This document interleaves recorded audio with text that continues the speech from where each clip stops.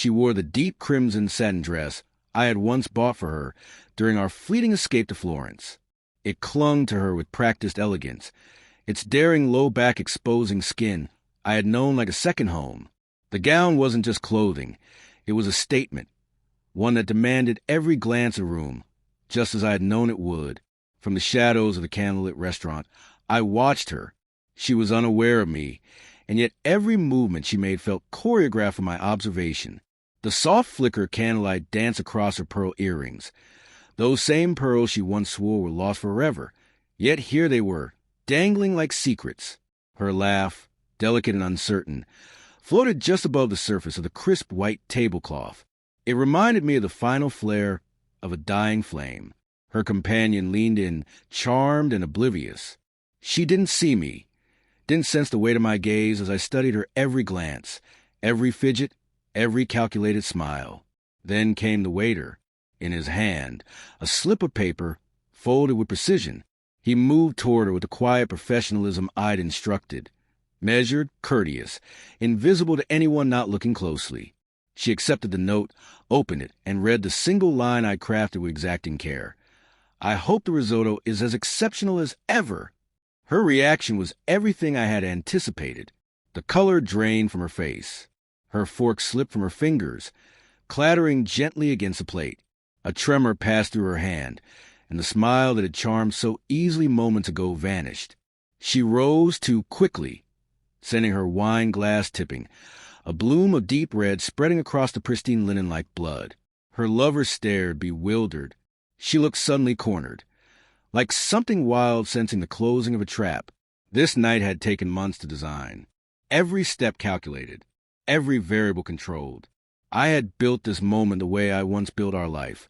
Slowly, deliberately, believing it was forever. We met in university. She was brilliant, magnetic, with a spark that turned heads.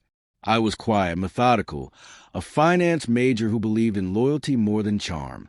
We weren't obvious, but we fit. We built a life together.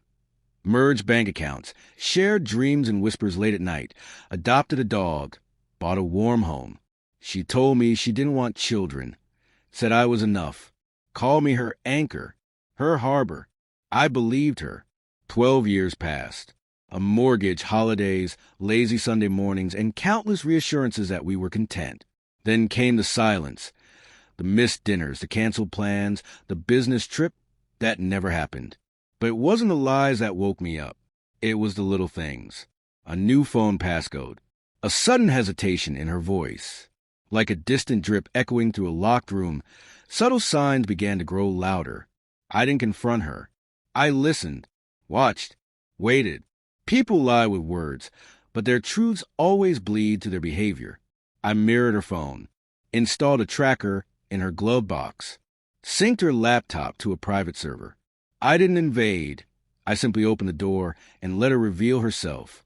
And she did. It wasn't long before I had it all. Names, meeting spots, hotel receipts, intimate texts, photos taken in our bedroom, sent to a man I'd never met.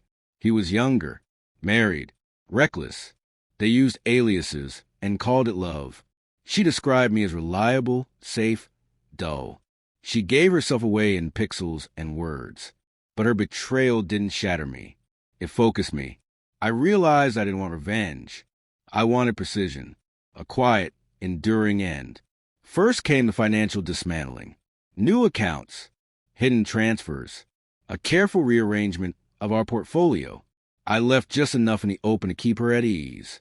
I found a lawyer, discreet, ruthless. He combed through our prenup and discovered a clause she had signed without reading. Her infidelity would void any claim to shared assets. She had handed me the key herself.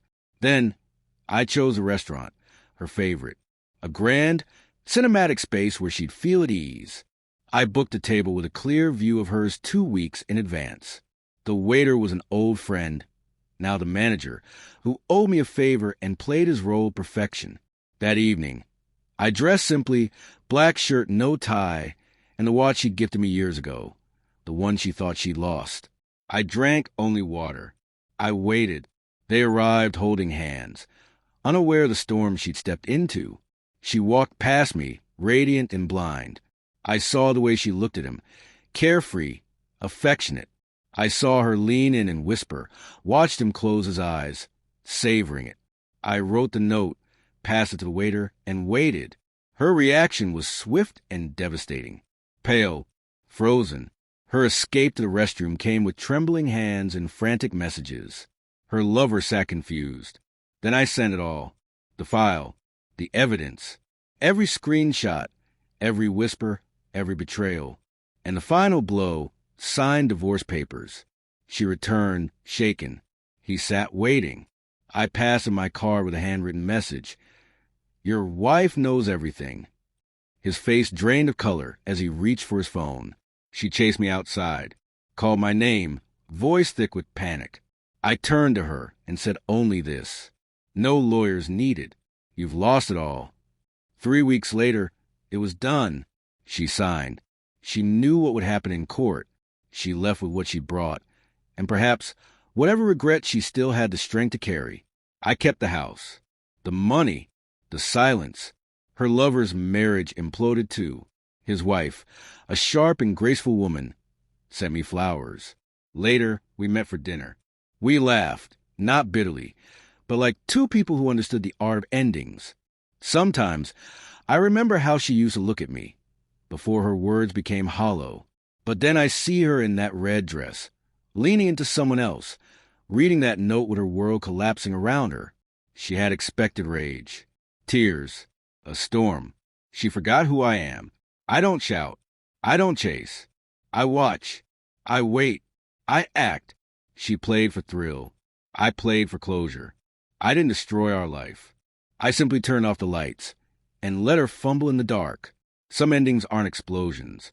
There's silence, a door closing, a key turning, a story finished.